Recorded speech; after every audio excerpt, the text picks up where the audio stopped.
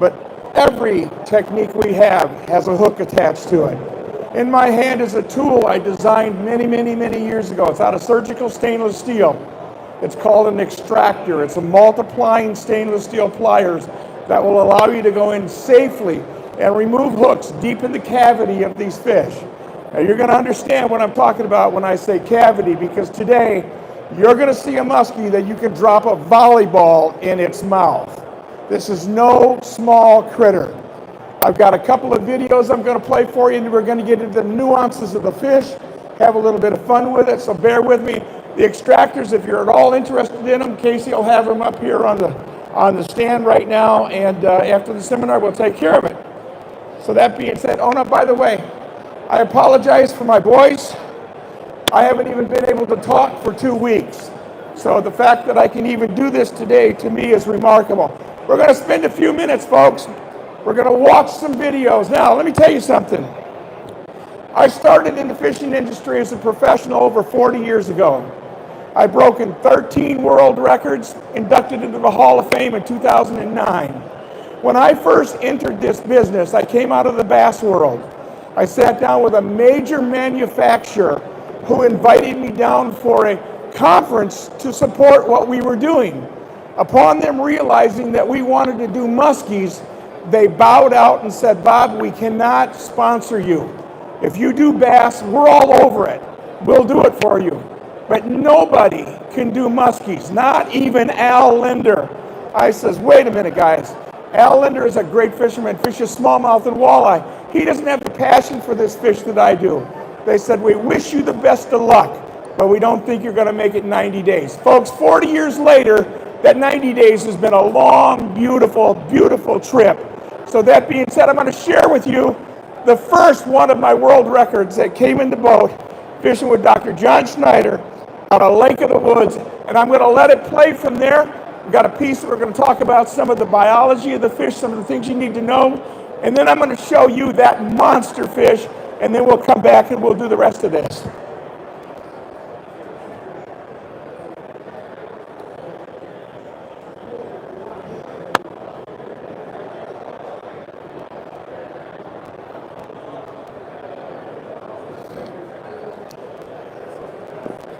We're fishing on Lake of the Woods right now. This is the second season of shooting. At those days, we shot a show called Thunder on the Water. Now, Thunder on the Water was a great title for us, but we were on 86 broadcast stations across the country, and they were labeling us in the TV guide as Thunder, Water, and even On The.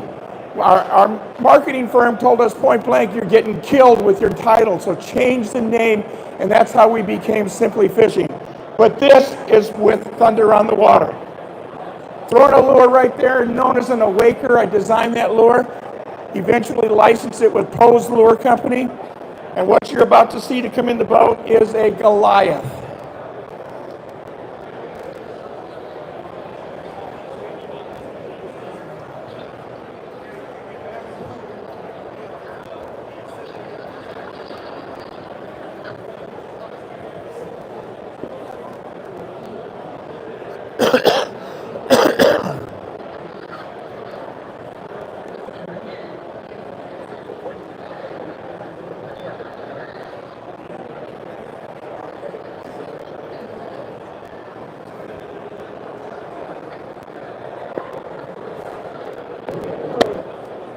Larry Ramsell, who is one of the noted muskie historians, brought me up on stage one time, and he said, "Bob Mehsikomer is the person who's been catching these Goliath fish before anybody even thought they could be caught."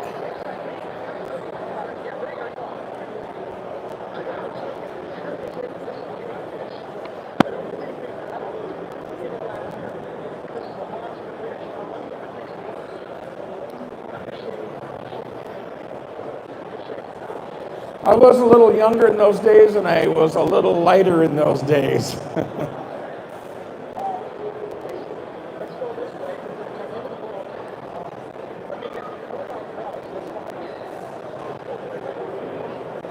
One of the things I want to establish about this fish, people think that you're just making arbitrary casts. We weren't doing that.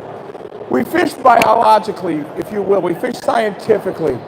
You'll notice the surroundings around us are heavily matted weed beds, okay? There's a reason we're fishing those weed beds, folks. It's because that oxygen level in those weed beds, and we carried oxygen meters. Now, they're very sensitive devices. Not everybody can carry them. You have to have distilled water. You have to set it up right. But the bottom line is we had about 12 parts per million in these weed beds. As soon as that stun started to drop, we would check our oxygen again, and we found out that that oxygen level was dropping off to 7 to 8 parts per million. So as soon as weed stops growing through photosynthesis, it starts consuming oxygen. So here we are early in the morning. The sun's up, the oxygen is plentiful in this weed bed, and we're on the hunt. We're the first critter in there other than that fish, and we know that that fish is there because its forage is there. They're feeding on small walleye and perch, maybe some suckers in the area. But the bottom line is we knew the environment was conducive for big fish. Later after this, John says, "Can't you catch a big one?"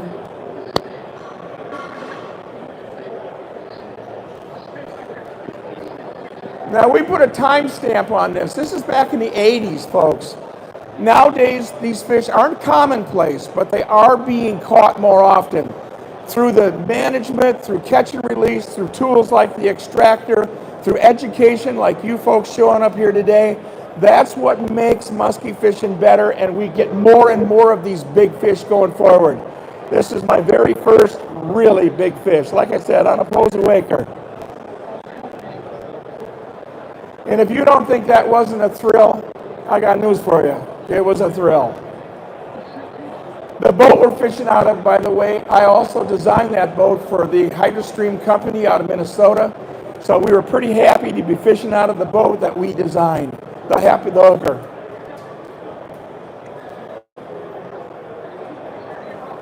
You know, you heard people say that these fish eat just about anything. Well, I'm going to show you a piece of footage here in a couple minutes that'll define that for you. This creature here has very few things it won't eat. A muskie will eat on average about 30% the length of its body. So if you got a fish that's, say, 60 inches, it's going to be taking a 20-inch meal all the time.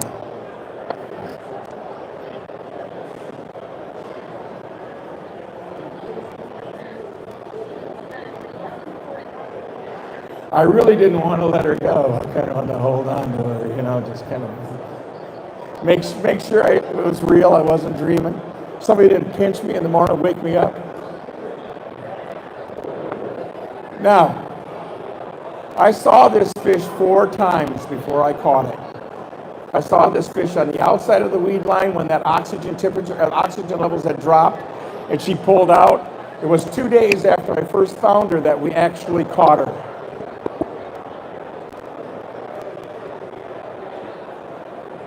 How many want one of those? Huh? Let me hear a round of applause. How many want one of those, brothers? You bet. That's the kind of fish we're all fishing right there. You have these fish here in Ohio. Now, maybe not quite that big, but you've got really, really big fish in your state. That is the most beautiful sight. When that fish swam away, I said, oh my goodness.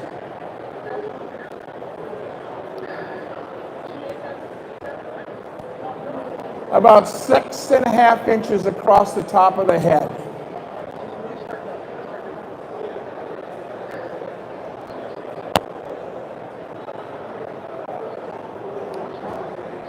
It's so loud in here you can't hear the audio, even though I've got it cranked up right now. But Dr. John's going, that's the biggest fish I've ever seen in my life. And it was a big one.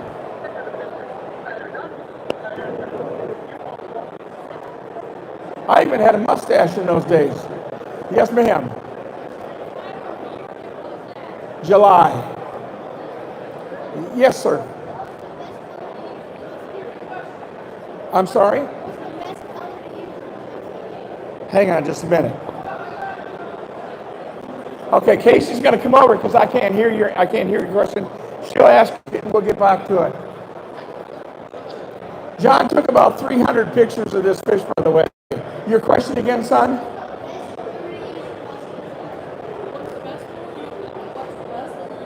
The best lure to catch a muskie? The one you like. And I'm going to tell you why in a little bit, okay? Because in all honesty, I've been a lure manufacturer for a good part of my 40 years. I will tell you that lures don't catch fish. What catches fish is choosing the right lure at the right time under the right conditions, and you have confidence in it. We're going to talk about that. Great question. Great question. Practice CPR, folks. I designed that slogan or copyrighted that slogan in 1982. Practice CPR, catch, photo, and release. And it really caught on, I'm telling you. All right, here we go, folks. This is some really interesting statistical data right here we're going to go through. This is really, we did a thing called the Muskie matrix, folks, and it really breaks down some of the nuances you need to know about the fish. Now, you're not going to be able to hear this, so I will flow with it so we know what we're talking about. Do we really know much about this creature? Well, up until recently, we really didn't. But as time has gone on, we have become very alert to these fish. These are underwater fish. These are not aquarium fish. Every fish you see in here is shot in the wild. There's no such thing as an aquarium fish. Let's look at the personal traits. They're a warm water predator. They prefer lower light conditions. They're a social creature. They're very curious by nature. They're at the top of the predator chain in the northern freshwater lakes. I say they're a social creature because they pack. You don't find just one muskie. If you're doing your job and doing it correctly, you'll find societies of muskies. They may be 3, 4, 5, a dozen in a given area. And we're going to break down how to locate some of those areas. And you can do it on your own waters, not necessarily where we were fishing, but I'll explain to you some of the simplicities on how to find them. The matrix is an interesting deal. Now, I'm going to tease you a little bit with this. Watch this fish come in behind this jackpot. If you've ever watched what I've been doing, I am known in the industry for topwater fishing. I love fishing shallow water. Shallow water gives me temperature, it gives me the ability to visually connect with my fish, and it allows me to know where they're there. Name, address, telephone number. This is what we're talking about. This is one of the senses that the fish uses to decide whether or not it's interested in something in the water. It's called the lateral line. It is literally through the entire length of the body, all the way up to the back of the dorsal fin. This element, if you will, is tiny, tiny porcels. And there's very minute, literally hairs inside these minute porcels. And every little movement in the water is sensed by that fish. They determine a lot in their environment about that lateral line. Later on, we're going to talk about some of the sound that comes off of the lures that we use. But I'm telling you right now, folks, we're throwing rock concerts at these fish. They can hear a minnow moving in their vicinity. They don't have to have all the loud lures that we do, although loud has a value. Here's what we're talking about. Oscillation is what sound is. This frequency right here, the tighter bands, that's high frequency. Up on the top corner, that's low frequency. High frequencies have a triggering mechanism to them, if you will. They don't have the range, they don't have the coverage that a low frequency does, but they will trigger fish, so you'll get an instinctive strike if you're throwing like small blades, small double blades, and you're burning them back. Our big blades that we're throwing on our spinner baits and on our AK-10s and things of that nature, well, they permeate a greater surface area, if you will. Instead of one little weed bed here, I'm going to cover the whole weed bed with one lure drawn through it. That low frequency is very, very noticeable. You know, an elephant can hear another elephant 10 miles away. Did you realize that? Another elephant can hear an elephant 10 miles away. The frequency is so low, you can't notice it. Human will never hear it. Well, the same thing is true with these fish. This is the olfactory system of the fish that we just had up there right now. They're sensing molecules coming through their nostril. They're smelling, they're tasting, and they flow it right back out again. Foul senses on your lures can be detrimental. Good senses on your lures could be a big difference. Here's a cold water fish with Dr. Billing. We're out of Madison, Wisconsin. You see the fish's mouth open? He's tasting right now. It's cold water at 67, 68 degrees. That fish really doesn't want to eat, so it's using more senses to decide. The musky skeleton of a fish, folks, runs the entire structure of the fish. They are not a solid bone. They're a cartilage, bony structure. They do not have a Y bone going up like a northern pike. If you've ever seen a northern pike come out of the water, they just kind of do this. You know, they just kind of fall over. Muskie comes up and they'll tail walk. And it's because they can arc their back, their spine, in both directions. This fish you're looking at right here is a 55, 56 inch fish that we had up to the boat a number of times, never did catch it. The skeleton of the fish, the skull of the fish is critical, folks. It literally covers, it handles the brain, it handles the eyes, it handles the olfactory system. When you have a fish in the bottom of the boat or in the net, try not to bang its head. It's critical that we don't hurt that fish. The skull is very small, their brain's the size of a walnut.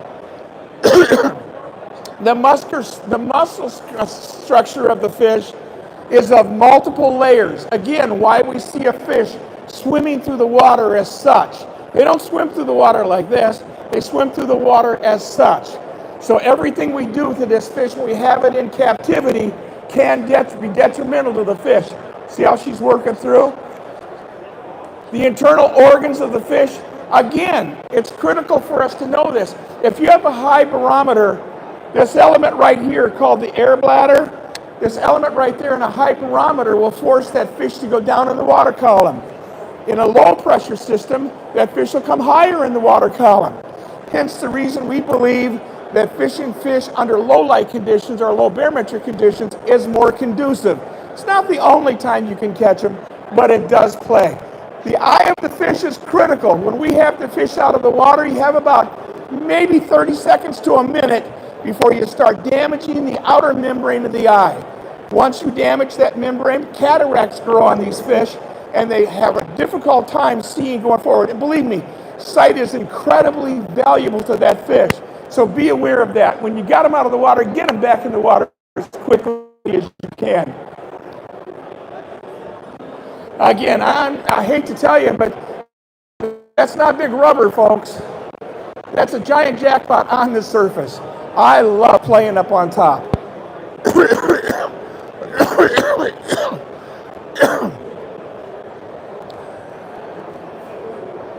Take a look at this animal coming up behind it. I'm going to show you a better image of that animal just a little bit later. You want to go weak to your knees? That'll do it. And I'm going to show you why before we're done here.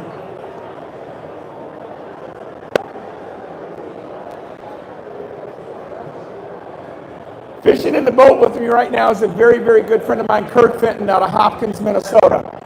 Kurt and I challenged this lake in Ontario looking for big fish. What you saw right there was a big fish. However, the fish didn't eat, and I didn't figure eight because the lure I'm throwing really doesn't work in a figure eight. So we returned the next day. You're looking at the fish. She is right on this puppy. You can see her mouth open, her mouth closed.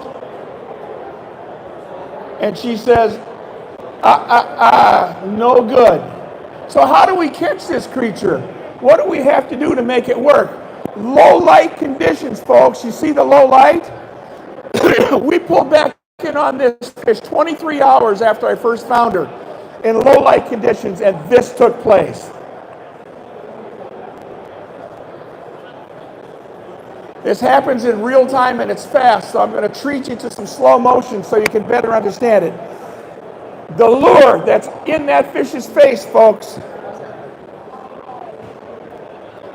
is right there. So the next time you see that lure in that fish's face, and you will, think about how big that head is on that fish when this lure is hanging out of its face. Just give it a second, I'll show you. I was very disappointed. Kurt Fenton, who is, like I said, in the boat with me, he looked at me and says, Bob, your Ferrari just swam away. Here, folks, watch this in slow motion because this is really where the heart gets pounding. I showed you the lure. Take a look at it. It's perpendicular to the jaw of that fish. Compare the size of that lure to the size of that fish. We do it on a measurable screen. We know how big this fish is. The first time she come up, she sniffed it, she didn't get it. Most people would have set the hook and it'd been game over. Fish would be gone.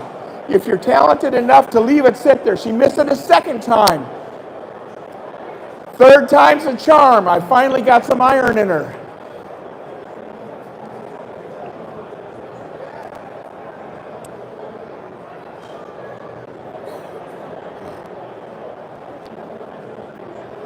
Watch that lure. Now I showed you the lure. Look at the size of the lure alongside its head. Folks, you can put a volleyball in that fish's mouth. That fish is gigantic. You can find all these videos that we've shot over the years on our YouTube. It's Bob Mehsikomer or Simply Fishing TV. Yes, ma'am. Do I put scent on my lures? Actually, I don't. And the reason I don't is because the muskie is such an infrequent critter that you would be sitting there spraying it every time. What I do is I don't give foul smells to it. I'm taking care of my lures when I store them and I put them away. I don't want to foul up the lure, if you will. All right, I'm going to stop this. I think I'm going to stop this.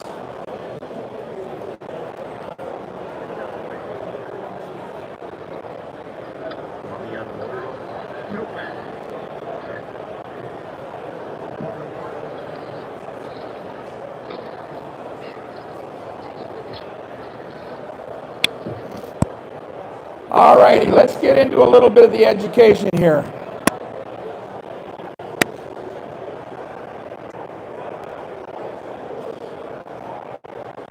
Uh-oh.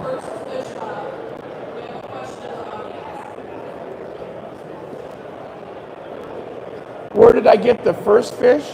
The big one? Lake of the Woods. Hang on just a second. Which one? Huh?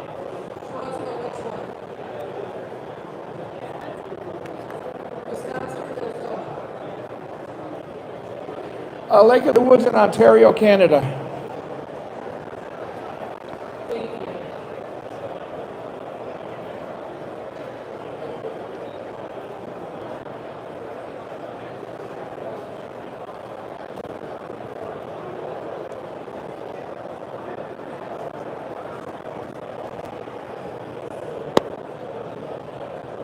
All right, doggone it, it's not going to work for us. I don't need it. I can work without a trampoline.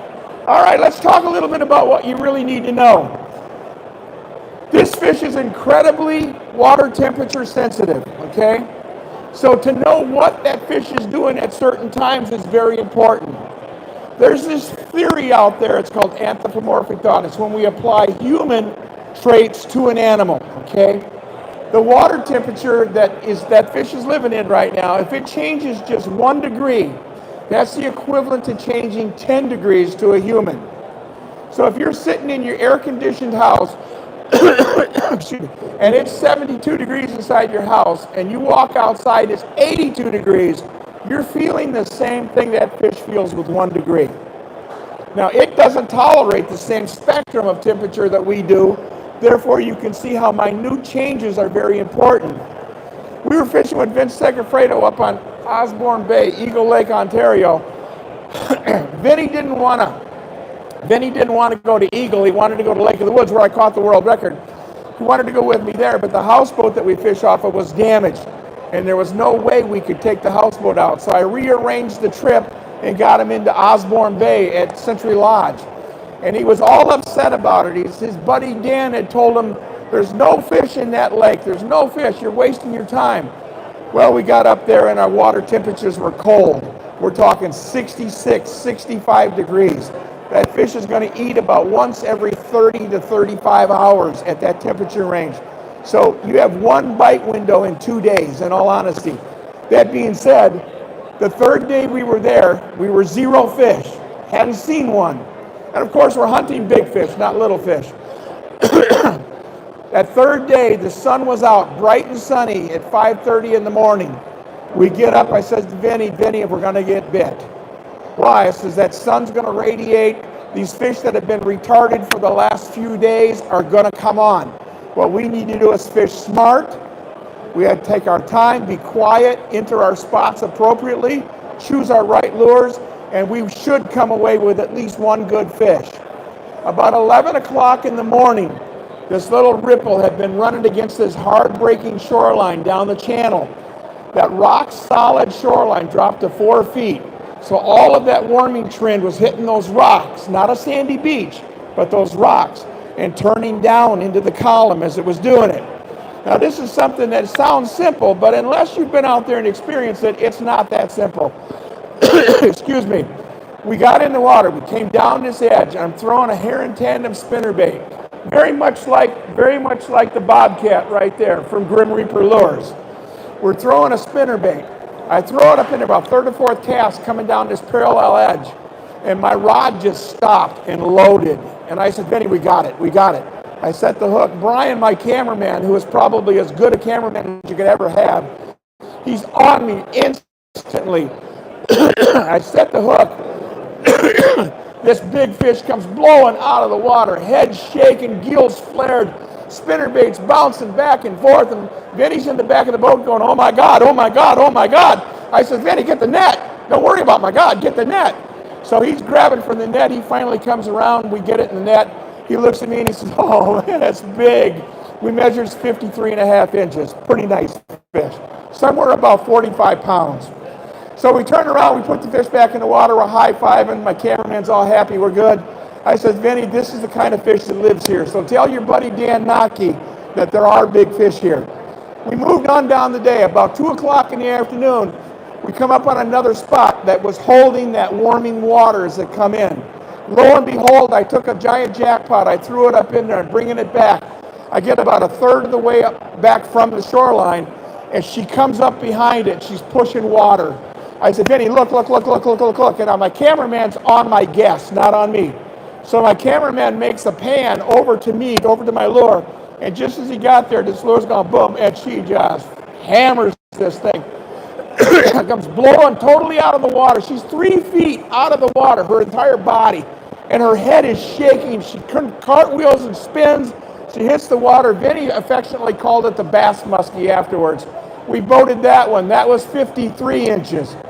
Turn around, looked at Vinny. I says, tell Dan Nocky there's fish here. And he goes, I guess. So we go on down the line. About 20 minutes or so before dinner, I pull him up on a spot. Vinny, you got a cabbage break, you got a bulrush break, and you got a nice break of coontail over here. I want you to go between the cabbage and the bulrushes. I want you to come right straight down there. His first cast was out in left field someplace. I don't know, maybe he was trying to throw it back to Chicago, I don't know. But his second cast made the pot. Landed right in there, right straight in the spot. He's bringing it back. Now let me explain Vinny. Vinny is 6'6", 270 pounds. And it's a big boy. So he's bringing this jackpot back, and it's swinging, boom, to boom, to boom. Next thing you know, here's 4 or 5 inches of water behind it, pushing on it. All of a sudden, I watched the white mouth open, and the fish just consumed the bait. And I looked over, because I knew Vinny had. I looked over, and Vinny's going, whoa! He sits like that, fish goes in the air, lure goes flying. I said, what are you doing?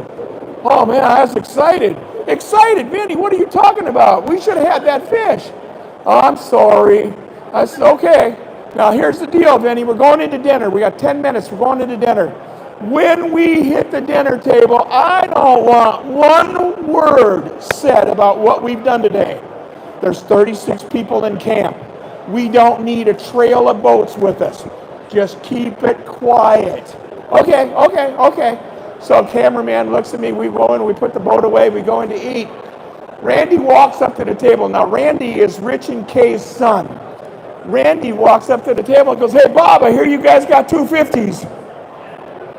Vinny, everybody in that restaurant heard what he said.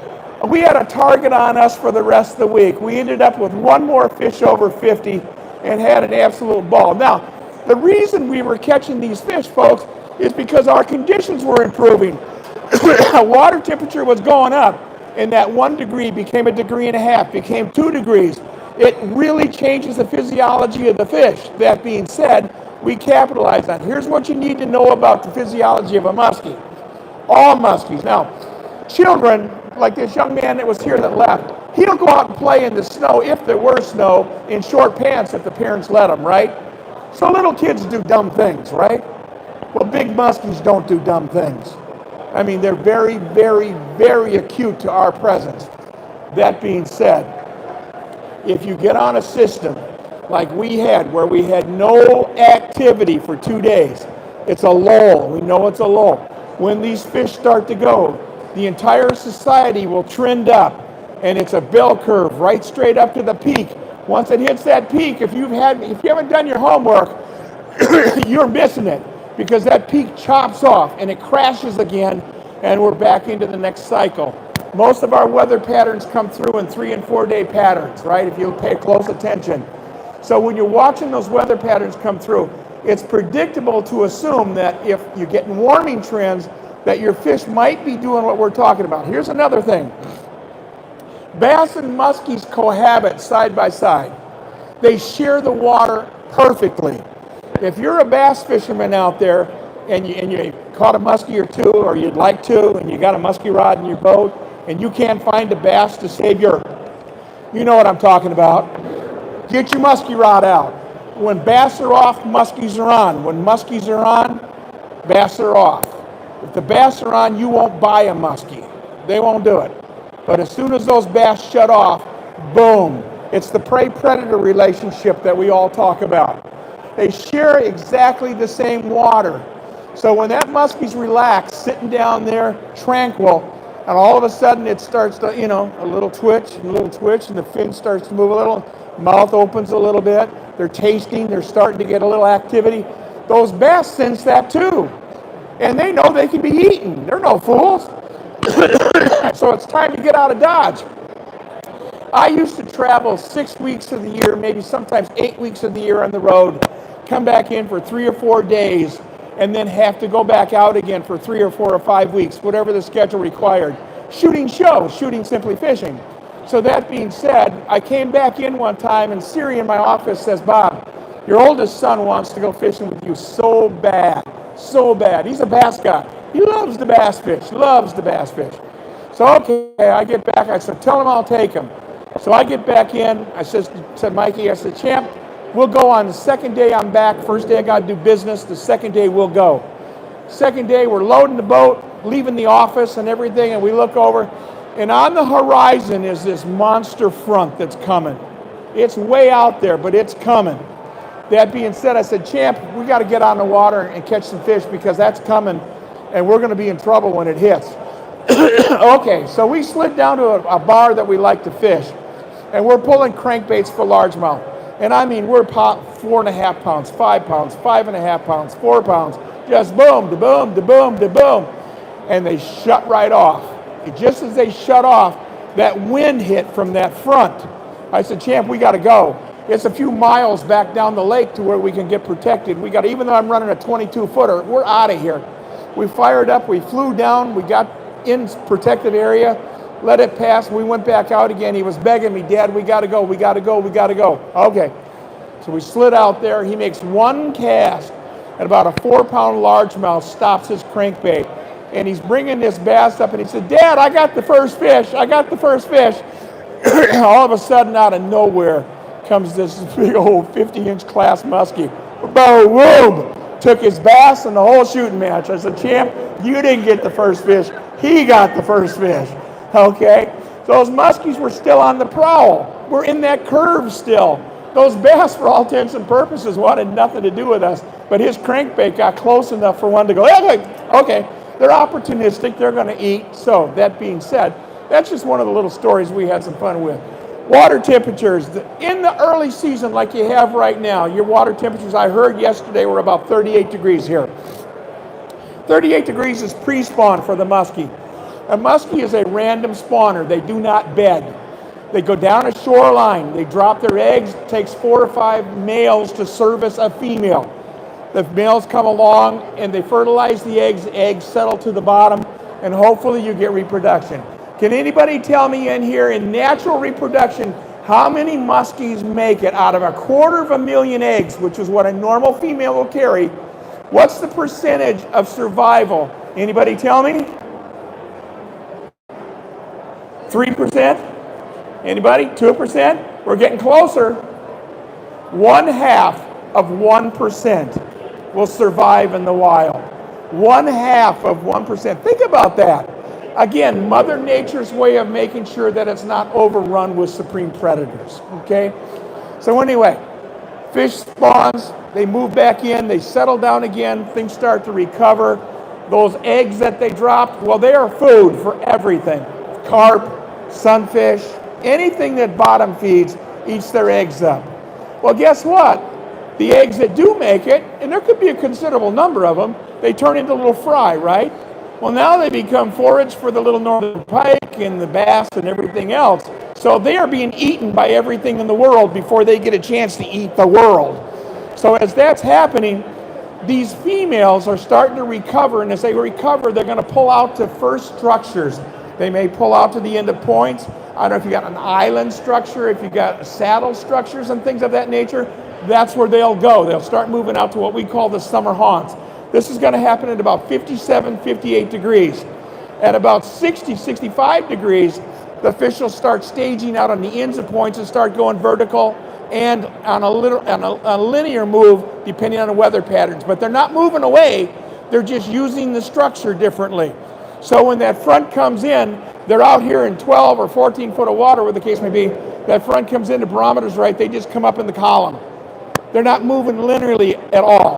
At this point, it's one of the ducks. You take the ducks and swims away. I've never seen one take a muskrat, although I have had people say they do. I've never seen a baby muskrat, and I've never seen a baby beaver. I don't know, maybe baby beavers are born full size. I don't know. I've never seen one. But summer peak, the fish are definitely outstaged. They go up and down in the water column based on these conditions. Low light, the fish comes higher in the column. Compile that with the water temperatures that you're trying to get, and all of a sudden you're going to have what you're looking for. The magic, if you will, is taking place. In the summertime, if you have really, really warm conditions, say your water temperature gets above 76, 77 degrees, the muskie stresses. It doesn't like that water. It's too warm. And that fish will go down in the column to try to find a cooler element, and they will do it. So that time of the year, you want to take full advantage of your morning bite, because your morning bite's probably going to give you closer to what you're looking for than the end of the day, because the end of the day is going to percolate again. It's going to be too hot. So these fish have subdued themselves. They're down all night. All of a sudden, here comes your lure across, the first one across the point, or the first one off a dock line, or whatever the case may be. And that fish that's hungry is going to take a look at it. And you can catch a lot of big fish doing it. Once the summer peak pattern is over, and these fish have used the weed lines, they've used the breaks, they've used the deep water, they start to transition back in again for the fall. So, remember what I told you, that I would try to give you an idea where to find concentrations of fish? If you can, on your map, isolate prime spawning habitat. Take a look at your map. Some of these maps have got colored contours, so you know that blue is a certain depth and green's a certain depth, and so on and so forth. So if you have an area where you have backwater, you have the right depth, it's a spawning habitat. That's going to, if you don't know the lake, that's going to be your first place to start looking relative to that. Because remember what I said about them being a social creature? Well, they are. They move in and out of their areas. The natural home range of a muskie up in the shield where we fish is about 8 square miles. So 8 square miles, just do the math, figure out what your terrain is, and that's about what that mature fish is going to run throughout the side. As the fall comes on, it gets very, very cold. People in Tennessee and Wisconsin, for instance, go what we call roll trolling. Does anybody know about roll trolling? Wisconsin has a unique society of anglers who still like to sucker fish, okay? We're from Minnesota. There's not a lot of sucker fishing going on in Minnesota. We're very much artificially oriented. Wisconsin, however, there's a heritage of sucker fishermen. In the fall, these sucker fishermen will roll troll. They've got little river skiff boats, you know, that are rounded bottoms, and they got 2 oars, and they row themselves around dragging sucker minnows behind. Now, why are they doing that instead of on the deck of the boat fishing like we do? Well, it's like I said earlier, as the water temperature peaks, the fish may only need one of its instinctive senses to feed. But when that water temperature hits 37, 38 degrees, they might need 1, 2, 3, 4. They might all be all the way down to taste, to commit to an offering. In this case, I almost said lure. It's not a lure, but they have to. It really stimulates the fish when they can smell it and they know it's amino acid based, real natural food, so that you can outperform guided fish artificial. Well, again, I'm getting a message to get out of here pretty quick. Any questions before we're done?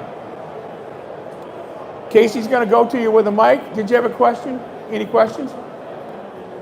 Yes, sir, right here.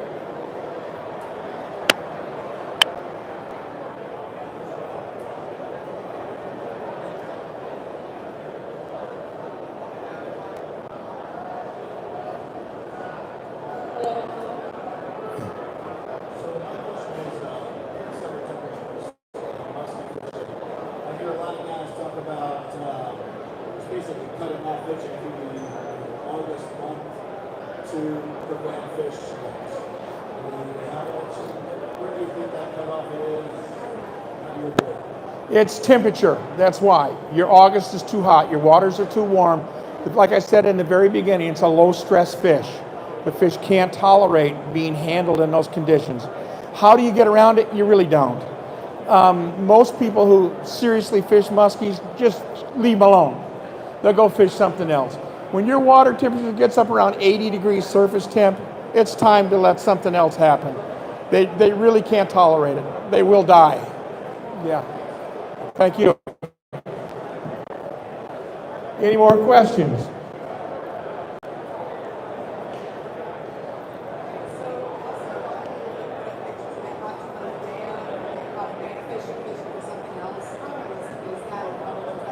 I really can't hear.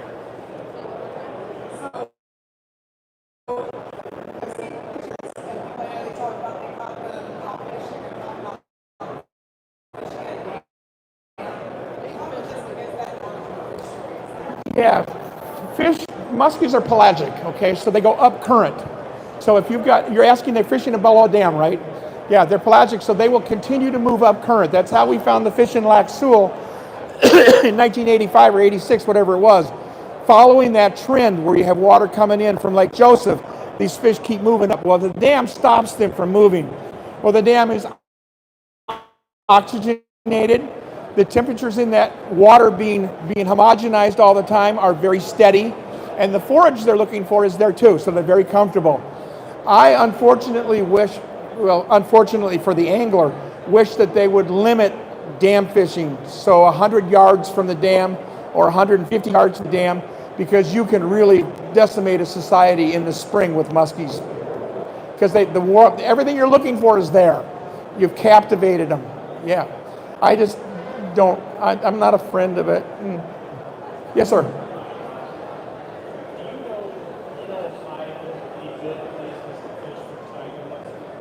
Do I know a good place in Ohio to fish for tiger muskies?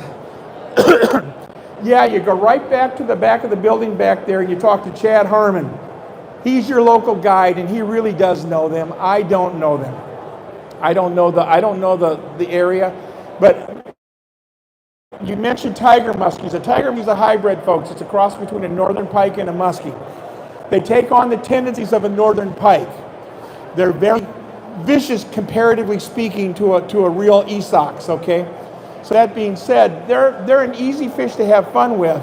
You can fish them on lighter tackle, because generally don't get anywhere close to this size. So if you don't have the big powerful equipment that we have and what have you, and you still want to catch a muskie, and they are God's most beautiful creation in fish. I've got a picture by Rick Kelly, a painting I commissioned years ago of a hybrid in my house that's hanging on our fireplace. Casey and I live in Jordan, Minnesota, and above our fireplace is Tiger Fury, which is a painting that Rick Kelly did as a result of him and I fishing muskies on the bottom of Lake Big McKenzie over in Wisconsin. Awesome, awesome, awesome. We got to get out of here, folks. I appreciate it. Thanks for coming. Thanks for letting me come to Ohio. Bye-bye.